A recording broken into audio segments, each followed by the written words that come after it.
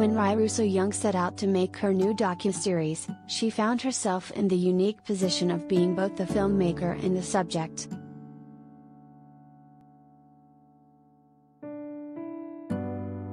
Nuclear Family, which debuted on HBO and HBO Max last week, traces Russo-Young's childhood in 1980s New York, where she and her older sister Cade were raised by two moms, Sandy Russo and Robin Young.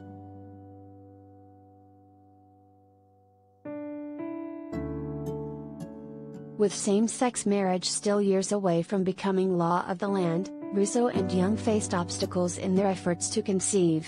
So the women decided to take matters into their own hands by independently seeking out two gay California men as sperm donors.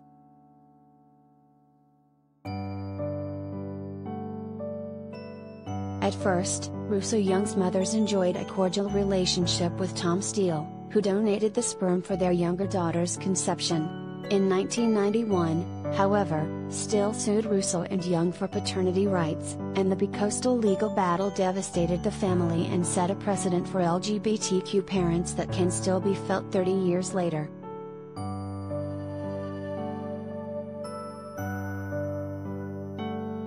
HuffPost got an advance look at the second episode of Nuclear Family via the below clip, which features an early interview with Russo-Young at age 16, in which she reflects on her family's legal case and the lingering anguish.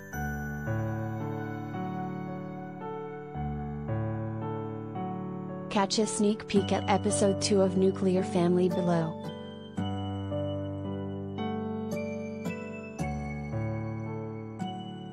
Russo-Young's story was previously featured in Her House, a 2000 PBS documentary.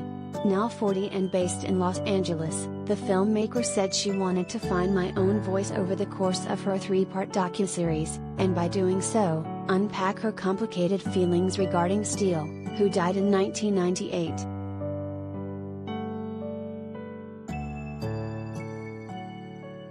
Making Nuclear Family required Russo-Young to pore through hours of home movies and archival news footage, as well as to conduct new interviews with her mother's and Steele's family and friends.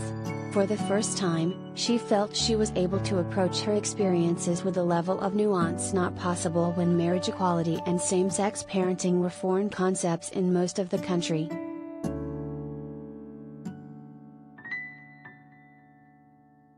Still, there were personal challenges.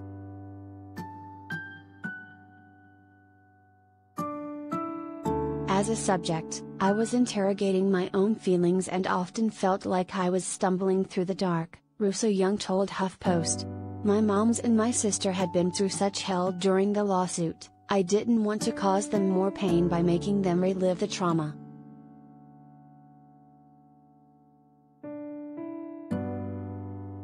To ease the creative process, she began referring to herself in the third person in conversations with editors Ben Gold and PZ Hochheim to distinguish between Ry, the on-screen figure in Nuclear Family, and her off-screen, present-day reality.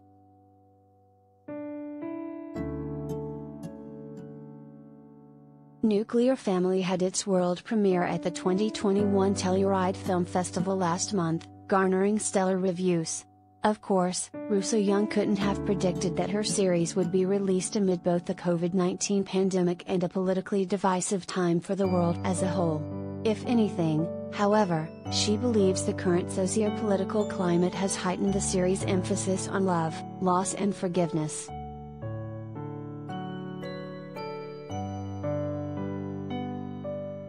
The pandemic has made people look at their lives and ask themselves big questions, Russo-Young explained. Like, is this the job I want? What matters to me?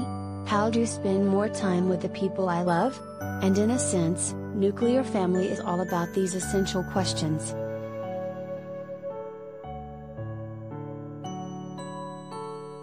What's remarkable is that for the first time in my family's life, we're not being put in a position to defend ourselves to the press, she continued. People actually recognize our lesbian family as a real family, and that's a huge sign of progress.